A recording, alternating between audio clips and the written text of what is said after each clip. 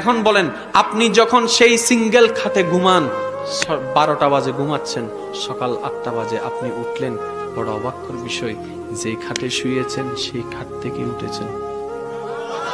এবার আপনি আয়নাতে ব্রাশ করতে করতে আয়নার সামনে সামনে নিজেকে একটু ভাবতে লাগলেন, আমি ঘুমাই গেলে লুঙ্গির খবর থাকে না, আমি ঘুমাই গেলে পাশের খবর থাকে না, আমি ঘুমাই গেলে অ্যালার্মের কোনো খবর থাকে না। কিরে ভাই, আমি তো ডান কাতো হয়েছি, বাম কাতো হয়েছি, 12টায় ঘুমাইয়েছি ডান কাতে, সকালে উঠেছি তখন বাম কাতে, তার মানে আমি রাতভর ডান কাত বাম কাত ডান কাত বাম কাত হয়েছি।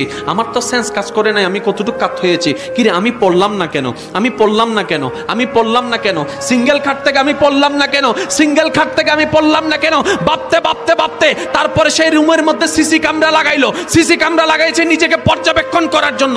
পরের দিন সে দেখতে পাই 12টা বাজে ডান কাত, 1:30টা বাজে বাম কাত, 2টা বাজে সোজা, 3টা বাজে আবার বাম কাত। অতটুক কাত হয় যতটুক কাটের শেষ সীমা, এর বাইরে সে যায় না। সেন্স কাজ করে না সত্য, বিবেক কাজ করে না সত্য, ঘুমের ভিতর সে আত্মহারা হয়েছে, কাট থেকে পড়ে না।